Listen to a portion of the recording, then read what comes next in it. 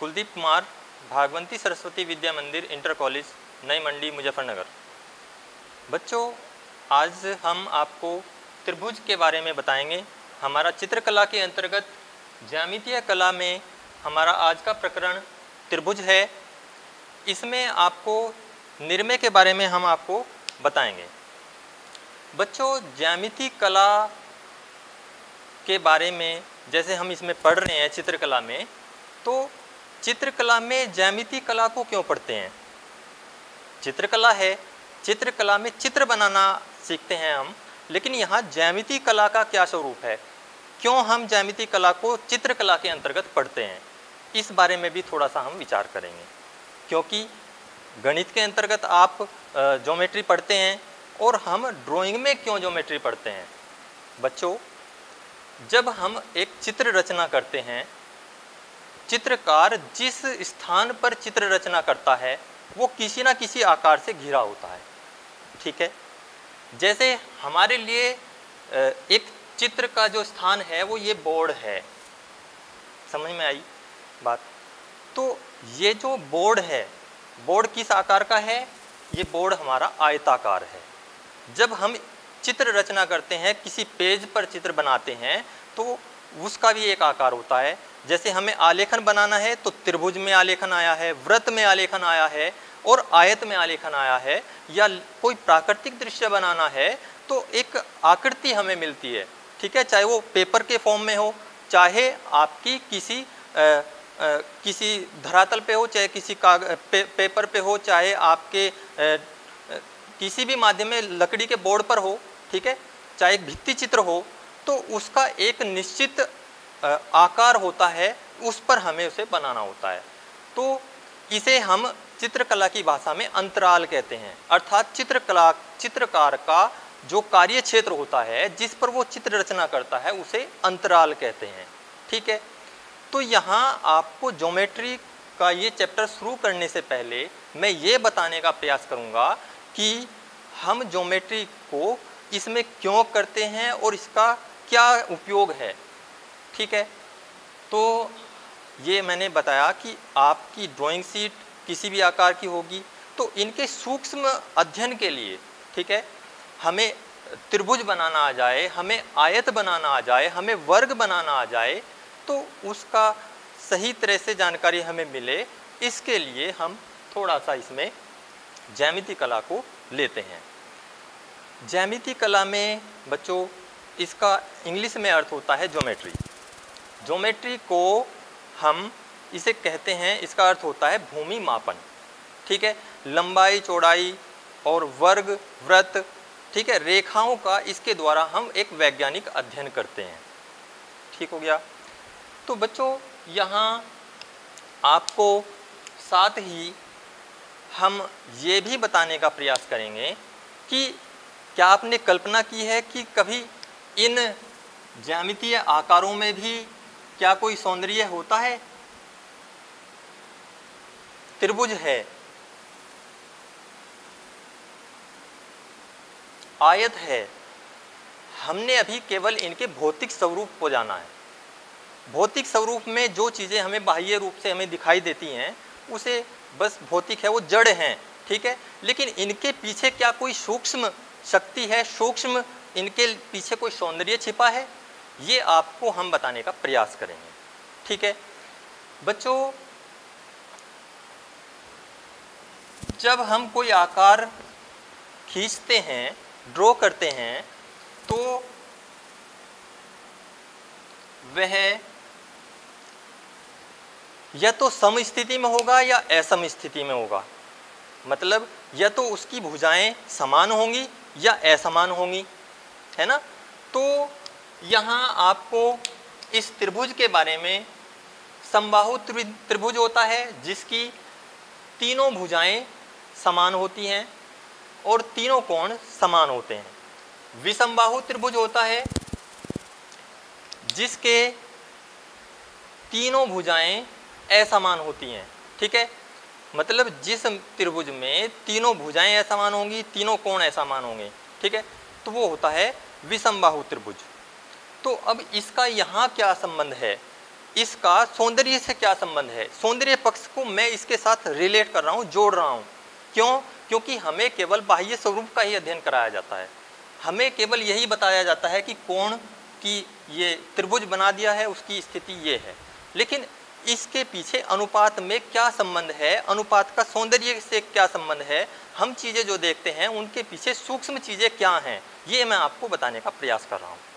बच्चों, आपने उदाहरण के लिए क्योंकि हमारा सबसे पहले जो कार्य क्षेत्र है ये बोर्ड है जिसका आकार आयताकार है, इसी का ही एक एग्जाम्पल छोटा सा मैं देता हूँ। ये बोर्ड आयताकार है, ये डस्टर आयताकार है, ज्योमेट्री बॉक्स आयताकार है, आपकी ड्राइंग शीट आयताकार है, आपके कमरे का जो पार्टीशंस हैं, आप देखना अपने कमरे में सबसे ज़्यादा ज्योमेट्रिकल फॉर्म्स में आपको आयताकार मिलेंगे।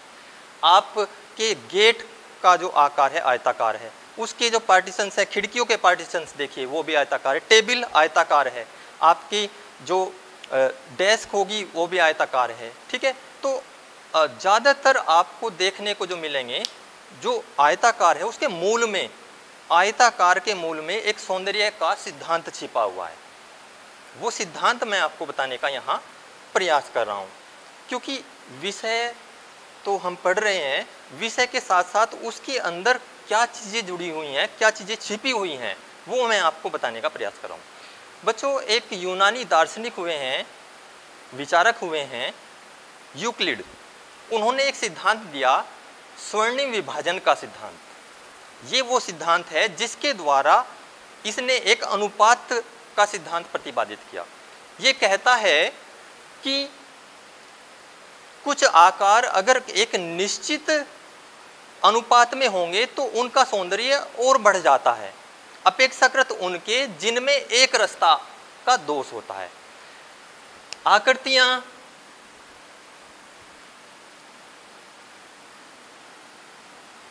आकृतियां या तो त्रिभुज समबाहु में होंगी या विषमबाहु में होंगी, या वर्ग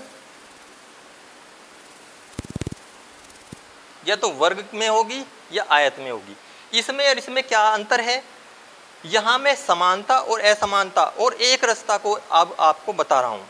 इस अनुपात के सिद्धांत के आधार पर क्या कार्य है, देखिए, ये अगर 2 सेंटीमीटर है, ये 2 सेंटीमीटर है, ये 2 सेंटीमीटर है, ये 2 सेंटीमीटर है, तीनों इसकी चारों भुजाएं 2-2 सेंटीमीटर की हैं, और यहाँ ये 5, ये 3, ये 5, ये 3, यहाँ से दृष्टि घूमी है, क्योंकि ये जो सौंदर्य की घटना है ये बहुत ही सूक्ष्म स्तर पर घटती है।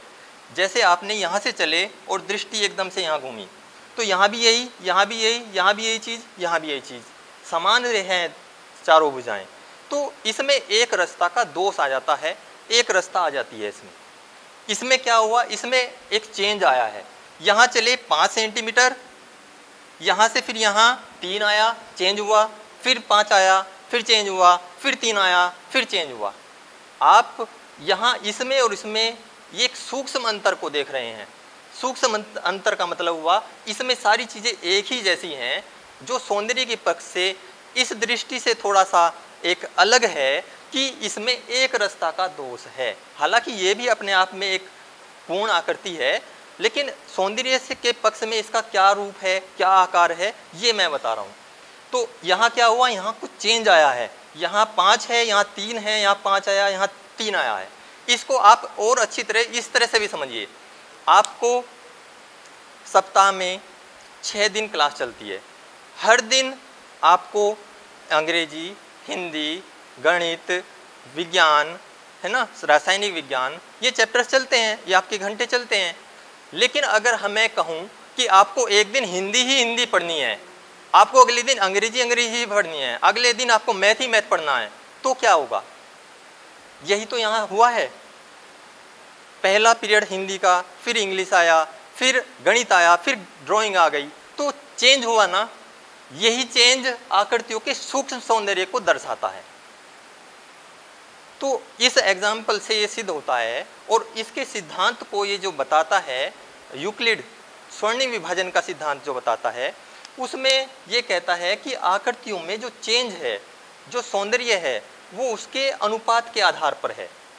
ठीक है, इसके अनुसार 2:3:5 तो पिछला अंक इसमें अगर जोड़ते चले जाएंगे तो ये स्वर्णीय विभाजन का जो सिद्धांत है वो पिछले अंक को अगले अंक में पिछले अंक को जोड़ करके जो अगली संख्या आती है तो वह अनुपात जो आकृति है अगर 8:13 में बनेगी तो ये एक अपने आप में स्वर्णीय विभाजन एक सौंदर्यपूर्ण विभाजन होगा किसी भी आकृति का। ठीक है, क्योंकि हम आकृतियों का ही यहाँ अध्ययन कर रहे हैं, हम त्रिभुज का अध्ययन कर रहे हैं। त्रिभुज में भी ये इसमें सम है 3, ये भी 3, ये भी 3, तो वही चीज़ यहाँ भी आई, एक ही चीज़ आ गई, इसमें चेंज कर दिया। ठीक है, तो इस चीज़ को थोड़ा सा मैंने अपने बताने का प्रयास किया कि आप चित्रकला में हम इस ज्योमेट्रिकल फॉर्म्स का क्यों प्रयोग कर रहे हैं, क्यों पढ़ रहे हैं, और इस ज्योमेट्रिकल फॉर्म्स के पीछे सौंदर्य की भावना कैसे छिपी हुई है। भले ही हम उसको सूक्ष्म स्तर पर नहीं जानते हों, लेकिन इसी चीज़ को, जो छिपी हुई चीज़ है, उसी चीज़ को मैं आपको बताने का प्रयास किया। अब आगे की जो निर्णय हैं हमारी, ये तो आप समझ ही गए होंगे कि इन आकृतियों में भी एक सौंदर्य होता है। और बच्चों, मज़े की बातें मैं आपको बताता हूँ कि आज के समय में, आधुनिक समय में जो एक सूक्ष्म कला हमारे सामने आई है, ज्यामितीय कला, ठीक है, इसे मॉडर्न आर्ट भी कहते हैं, जिसमें केवल अलग अलग फॉर्म्स के माध्यम से ही पेंटिंग बना दी जाती है, जिसे ब्यूटी ऑफ फॉर्म्स कहते हैं, ब्यूटी ऑफ कलर्स कहते हैं।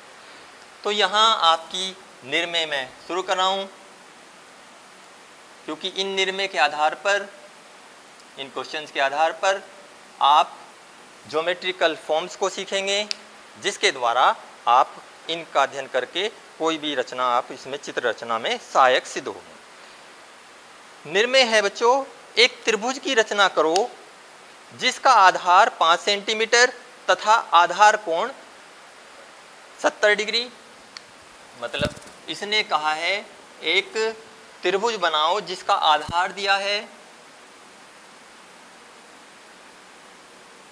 आधार दिया 5 सेंटीमीटर और आधार कोण दिया है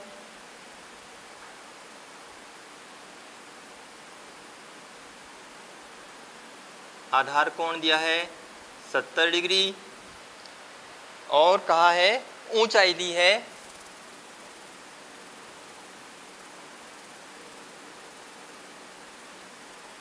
ऊंचाई दी है 4 सेंटीमीटर।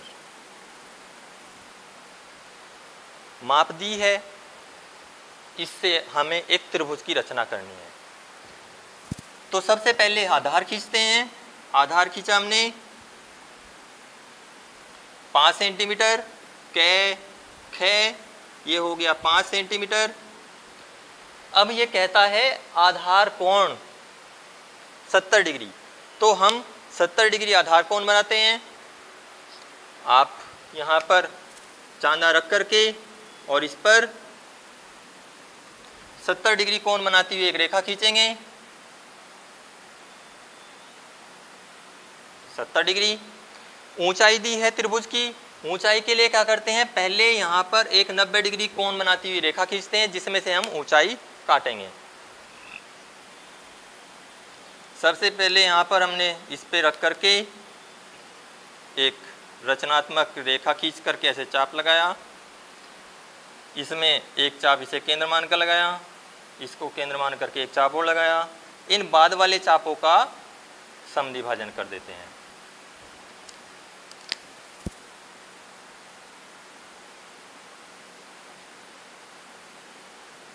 और इसको हमने आगे बढ़ा दिया। अब जो हमें रेखा, जो इसने ऊंचाई दी थी, हमें ऊंचाई हम काटते हैं। ऊंचाई दी थी 4 सेंटीमीटर, कै को केंद्र मान करके 4 सेंटीमीटर की दूरी पर निशान लगाया। ये 4 सेंटीमीटर आ गई यहाँ पर, 4 सेंटीमीटर। इसका नाम हमने रखा नय बिंदु। अब हम आधार के समानांतर रेखा खींचते हैं नय बिंदु पर। आधार है हमारा कैक है, इस पर एक सेट स्क्वायर को सेट करते हैं फिर इसकी बराबर में दूसरा सेट स्क्वायर लगाते हैं और अब बाद वाले सेट स्क्वायर को हिलने नहीं देना एक बार सेट करने के बाद, और इस फर्स्ट वाले सेट स्क्वायर को धीरे धीरे इसके सारे ऊपर चलाते हैं। ऐसे चलाते हैं जैसे पटरी पर ट्रेन चलती है ना बच्चों, ऐसे ये पटरी है और ये ट्रेन है, देखो अब चल रही है ना, ये देखो इसके साथ साथ नए पर ला करके इसे हम आगे बढ़ाते हैं ऐसे। तो कैखे रेखा के समानांतर रेखा नए में आ गई है। आप देखेंगे यहाँ पर कि इस नए में रेखा को इस 70 डिग्री वाली जो रेखा हमने खींची थी यहाँ से चांदी की सहायता से 70 डिग्री ये रेखा खींची थी, इस रेखा ने इस नए में रेखा को यहाँ ग बिंदु पर काट दिया है। इस ग बिंदु को ख बिंदु से मिला दीजिए। अब ये हो गया। तो अभीष्ट त्रिभुज क्या बना, क ख और ग, ये एक अभीष्ट त्रिभुज बन गया है। आगे की निर्णय देखिए बच्चों, इसमें कहता है एक समकोण त्रिभुज बनाओ। समकोण त्रिभुज क्या होता है, समकोण वह त्रिभुज जिसका एक कोण 90 डिग्री का होता है, तो उसे कहेंगे हम समकोण त्रिभुज। ये कोण इसका 90 डिग्री का है। तो इसके लिए निर्णय नंबर 2,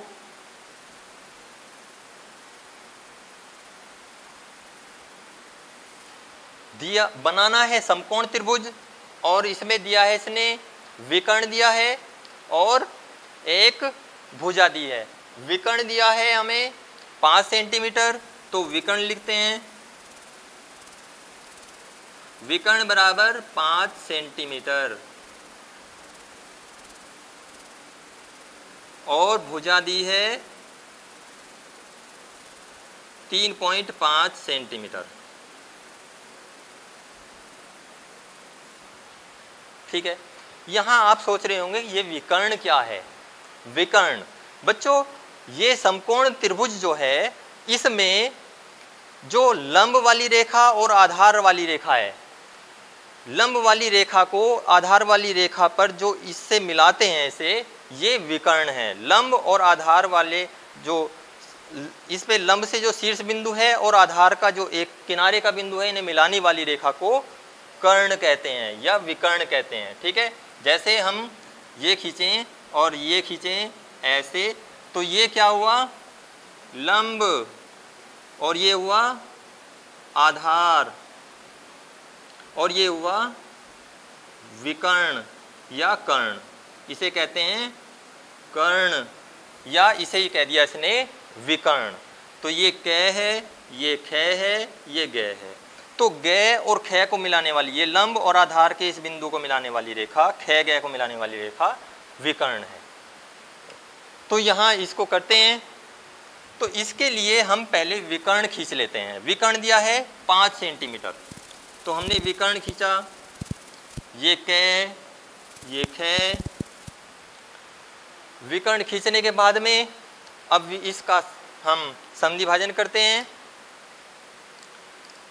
क को केंद्र माना और इस क ख रेखा के आधे से अधिक दूरी भरी प्रकार में, और हमने एक चाप लगाना है। आधे से अधिक दूरी इसलिए भरते हैं बच्चों ताकि ये चाप हमारे एक दूसरे को काट दें। अगर हम आधे से अधिक दूरी नहीं भरें तो ऐसी स्थिति में क्या होगा, ये चाप एक दूसरे को काटेंगे नहीं, और जब काटेंगे नहीं तो हमें जो निर्धारित बिंदु है जो हमें चाहिए वो बिंदु हमें प्राप्त नहीं होगा। तो अब हम क्या करेंगे, इसको जहाँ दोनों चाप आपस में काटे हैं इसका नाम हमने न रखा, इसका नाम हमने मैं बिंदु रख दिया, इनको मिला दिया आपस में। और क ख रेखा पर मध्य बिंदु हमें से प्राप्त हो जाएगा। से बिंदु प्राप्त हुआ। अब हम से बिंदु को केंद्र मान करके एक अर्धवृत्त बनाएंगे। अर्धवृत्त बनाने के लिए हमें यहाँ से और ये दूरी भरेंगे और इस पर एक अर्धवृत्त बना देंगे।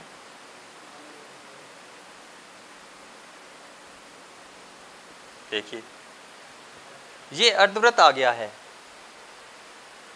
अब हमें आगे की क्या दी है दूरी, इसमें एक भुजा दी है, भुजा दी है 3.5 सेंटीमीटर। तो अब 3.5 सेंटीमीटर की दूरी प्रकार में भरेंगे और इसमें से कै को केंद्र मान करके एक चाप काट देंगे। ये आ गया है लय बिंदु। कै को केंद्र माना और 3.5 सेंटीमीटर की दूरी भरी और अर्धवृत्त की परिधि में हमने एक चाप लगाया, इसका नाम दिया हमने लय बिंदु। बच्चों आप यहाँ ये सोच रहे होंगे कि ये कोई नाम जो रखे हैं हम अपनी ओर से रखें या किताब में दे रखे हैं उसके हिसाब से रखें। बच्चों जो बिंदु अगर ये कहता है कि एक त्रिभुज कै ख ग बनाओ, तो त्रिभुज जो अभीष्ट त्रिभुज बनेगा उसका नाम तो रखना है हमें कै ख ग ही। बाकी इसके बीच में जो भी नाम हम रखते हैं उनमें से कोई भी नाम हम ले सकते हैं, है ना। तो अब हम लय को मिलाएंगे कै से और लय को मिलाएंगे ख से, ठीक हो गया। तो अभीष्ट त्रिभुज बना कै ख और लय, ये एक अभीष्ट त्रिभुज बन गया है।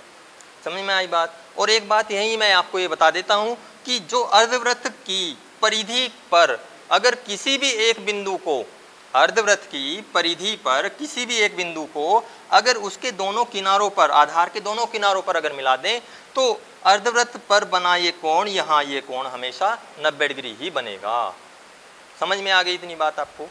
बच्चों आगे की निर्णय है, देखें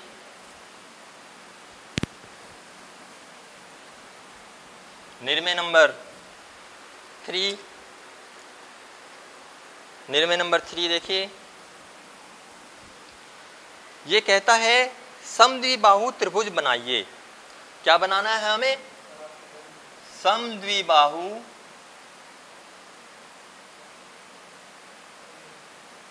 त्रिभुज। अब समद्विबाहु त्रिभुज क्या होता है, सम मतलब समान, द्वि मतलब दो और भाजित मतलब बांटना। वह त्रिभुज जिसकी सम मतलब समान, द्वि मतलब दो, बाहु मतलब भुजाएं, जिस त्रिभुज की दो भुजाएं, कोई दो भुजाएं समान हो उसे समद्विबाहु त्रिभुज कहते हैं, ठीक है। तो देखिए जैसे हम ये त्रिभुज खींचें और ये खींचा आधार हमने और इसके ये और ये, तो ये दोनों भुजाएं तो हो गई बराबर इसकी, ये भुजा 4 सेंटीमीटर, ये 4 सेंटीमीटर, ये 2 सेंटीमीटर हो गई, तो ये समद्विबाहु त्रिभुज हो गया है। अब इसमें ये देता है हमें जिसका परिमाप दिया है 8 सेंटीमीटर, परिमाप दिया है इसने, इसका परिमाप बराबर 8 सेंटीमीटर, ऊंचाई दी है बच्चों, ऊंचाई दी है इसने, ऊंचाई दी है इसमें 3 सेंटीमीटर। तो यहाँ हमें ये भी जानना जरूरी है कि परिमाप क्या होता है। त्रिभुज के परिप्रेक्ष्य में तीनों भुजाओं का योग, इन तीनों भुजाओं का अगर योग कर दे तो वो त्रिभुज का परिमाप होता है। और बच्चों त्रिभुज 3 सरल रेखाओं से घिरी आकृति को त्रिभुज कहते हैं, ठीक हो गया। तो परिमाप हमें पता लग गया है, तीनों भुजाएं अगर हम जोड़ दें तो परिमाप हो गया। ऊंचाई क्या है, किसी त्रिभुज में, किसी भी त्रिभुज में त्रिभुज के शीर्ष बिंदु से, ये शीर्ष बिंदु है, इस शीर्ष बिंदु से आधार भुजा पर गिराया गया लंब उसकी ऊंचाई होती है। किसी त्रिभुज में शीर्ष बिंदु न से और आधार भुजा पर गिराया गया लंब उसकी ऊंचाई होती है। अब इस निर्णय को बनाते हैं, परिमाप दिया है, इसके लिए पहले सबसे पहले हम परिमाप खींचते हैं। परिमाप हमने खींच लिया 8 सेंटीमीटर, ये कै, ये ख। अब इसका हम समद्विभाजन करेंगे, क्योंकि इसकी हमें मध्य की रेखा चाहिए समद्विभाजन के लिए। तो हमने दोनों ओर से कोई भी एक दूरी लेकर के, आधे से अधिक दूरी लेकर के दोनों ओर से चाप लगाए, इधर भी और यहाँ भी। तो आप देखेंगे कि दोनों ओर के चाप इधर न पर काटते हैं, यहाँ पर मैं पर। इन न और मैं दोनों बिंदुओं को मिला करके आगे बढ़ाएंगे।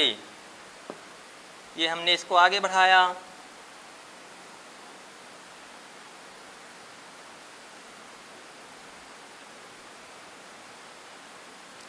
इस क ख रेखा पर हमारा मध्य बिंदु आ गया है र। बच्चों यही मैं आपको ये भी बताना चाहूँगा कि कई बच्चे क्या करते हैं कि पेंसिल से ही, हाथ से ही चाप लगाने की कोशिश करते हैं। सोचते हैं कि टीचर को तो पता ही नहीं लगेगा हमने प्रकार से चाप लगाए हैं या आपने हाथ से लगाए हैं। तो ये विशेष रूप से ध्यान रखें कि आपको चाप लगाने हैं प्रकार से ही लगाने हैं, कभी भी हाथ से चाप लगाने की गलती ना करें, क्योंकि आप पकड़े जाएंगे, आपके नंबर फिर एग्जाम में पूरे नहीं आएंगे। ठीक है, तो मध्य बिंदु प्राप्त हुआ हमें। इस समद्वि भाजन वाली रेखा को हमने आगे बढ़ा दिया है। समद्वि भाजन वाली रेखा को आगे बढ़ाने पर इस मध्य बिंदु को केंद्र मानना है। इसकी ऊंचाई इसने दी है, ऊंचाई दी है 3 सेंटीमीटर, तो रे को केंद्र मानेंगे और 3 सेंटीमीटर की दूरी भर के हम इसमें चाप लगा देंगे। ये आ गया है जय बिंदु, ये आ गया है जय बिंदु। ये यहाँ से यहाँ तक की जो ऊंचाई आई है इसकी 3 सेंटीमीटर काट लिया हमने। अब इस जय बिंदु को क बिंदु से मिलाएंगे। इस जय को हमने मिला दिया है क बिंदु से। बच्चों यहाँ हमें ये ध्यान रखना है कि जो दी हुई माप होती है उसे हम निर्दिष्ट बनाते हैं। दी हुई माप जो होगी प्रश्न में उसे निर्दिष्ट बनाते हैं और अभीष्ट आकृति बनाने तक उसके बीच में जो भी क्रिया हम करते हैं उसे रचनात्मक बनाते हैं। जैसे जो अभीष्ट होगी हमारी दी हुई माप तो होगी, खींचेगी ऐसे, और इसके बीच में रचनात्मक रेखा खींचेगी ऐसे। जो भी हम चाप लगाएंगे, जो भी प्रक्रिया करेंगे वो सब रचनात्मक करेंगे। ये होगी रचनात्मक, ये होगी निर्दिष्ट, ये होगी रचनात्मक, और ये हो गई अभीष्ट। अभीष्ट रेखा डार्क रहती है, जिसे रखेंगे बहुत ज़्यादा डार्क, ये हो गई अभीष्ट। तो यहाँ इस जय बिंदु को भी ख से मिलाएंगे और अब क्या करना है, जय क का समद्वि भाजन करेंगे और जय ख का समद्वि भाजन करेंगे। दोनों ओर से आधे से अधिक दूरी लीजिए। इसका इधर से भी चाप लगाइए, इधर से भी, और यहाँ से भी, और यहाँ से भी। दोनों ओर के चाप एक दूसरे को काटेंगे, दोनों ओर। इधर से भी लगाएंगे इसको और यहाँ से भी।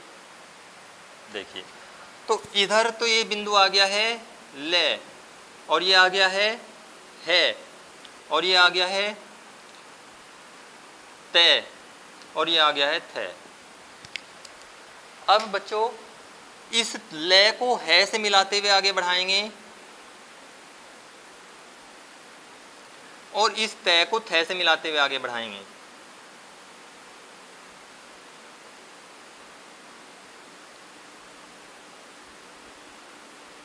तो आधार रेखा पर ये समद्वि भाजन, दोनों भुजाओं के समद्वि भाजन इधर ए बिंदु पर मिलेंगे, यहाँ ब बिंदु पर मिलेंगे।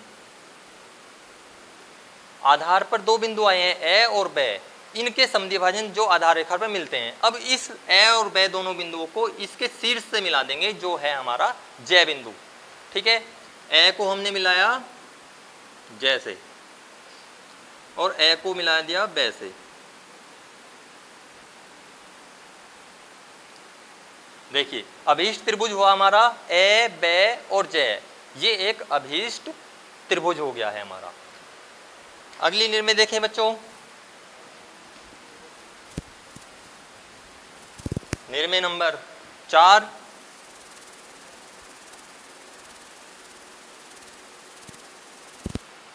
इसमें कहा है इसने एक त्रिभुज बनाओ जिसका परिमाप 6 सेंटीमीटर दिया है और तीनों भुजाओं का अनुपात दिया है। पहले प्रश्न में जो माप दी है उसे लिखते हैं।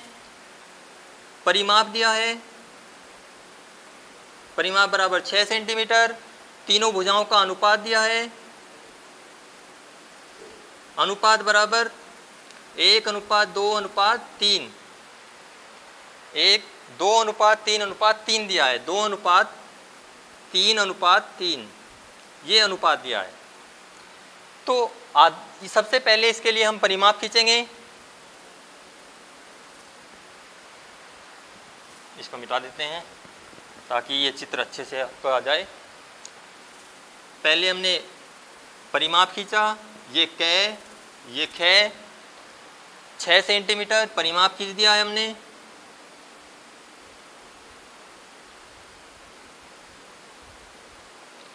बच्चों इस परिमाप के आधार पर ये इस अनुपात में त्रिभुज बनाने के लिए पहले इस रेखा को इस अनुपात में 2:3:3 में बांट लेते हैं। इसके लिए क्या करते हैं, इस अनुपात को जोड़ दीजिए, इसके मतलब जो अंक हैं 3 और 3 6 और 2 8, तो इस रेखा को हम 8 बराबर भागों में बांट लेते हैं।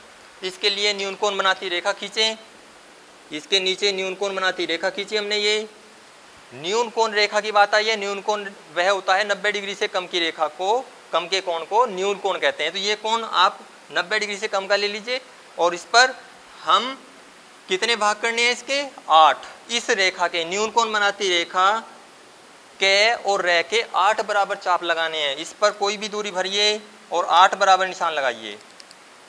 1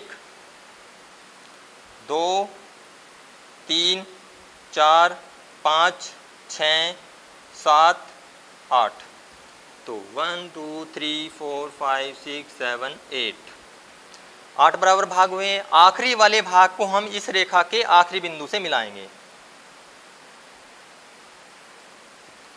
आखिरी वाले भाग को, इनकी 8वें भाग को ख से मिला दिया है। अब बच्चों इस 8 और ख के समानांतर रेखा हम सेट स्क्वायर से खींचेंगे सभी बिंदुओं पर। तो देखिए कैसे, सेट स्क्वायर चलाना है, आखिरी वाले बिंदु पर रेखा रखी, आखिरी वाली रेखा पर ये सेट स्क्वायर रखा हमने और इसके नीचे दूसरा सेट स्क्वायर लगाना है। ठीक है, दूसरा सेट स्क्वायर लगा लीजिए, एक बार इसे सेट कर लीजिए और इसके सारे इस ऊपर वाले सेट स्क्वायर को चलाना है। याद रहे इसे आगे चलाते समय आपका नीचे वाला सेट स्क्वायर हिलना नहीं चाहिए। अब इसे फिर आगे बढ़ा लीजिए 6 पर, फिर से आगे बढ़ाइए, देखो ये हिल गया। अगर ऐसा हो जाए, हिल जाए, तो इसे फिर से सेट करिए इस पर और इसे यहाँ ले आइए। इस प्रकार से ये सारे बिंदुओं पर ये रेखा खींच देंगे। ठीक है ना, तो ये सभी बिंदुओं पर ये रेखा इस तरह से खींच देनी है आपको इसके समानांतर। तो अब ये रेखा 8 भागों में डिवाइड हो गई है। ठीक है, तो अब हम क्या करेंगे, यहाँ पर दूसरी वाली रेखा यहाँ पर, इस पर यहाँ मिल रही है, क्योंकि अनुपात लेते हैं हम 2, ये 2 है। ठीक है, फिर 2 में, इसके बाद में फिर 1 2 3 यानी कि 5 हो गया। 5वीं रेखा ये है यहाँ पर, ये 5। नीचे वाले अंक में जो नीचे जो ये संख्याएं लिखी हैं, इन संख्याओं में पहला अनुपात हमने लिया ये दूसरे नंबर की रेखा को, फिर अगली अंक है यहाँ पर 3, तो इससे आगे 1 2 3 यानी कि 5 पर रेखा, इस पर हमने हाईलाइट कर ली इसको। इससे आगे 3 है तो आगे 3 बचे, 1 2 3। तो इस रेखा के जो 2:3:3 वाले बिंदु होंगे वो होगा ए, ब और ख। तो कैसे, ए तक 2 अनुपात में है रेखा, फिर ए से ब तक की ये 3 और ये भी 3। तो इस प्रकार ये 2:3:3 में ये रेखा बट गई है। अब त्रिभुज बनाने के लिए क्या करेंगे, हम ए को केंद्र मानेंगे और क तक की दूरी भरेंगे। ए को केंद्र माना, क तक की दूरी भरी और ये चाप ऐसे घुमा दिया।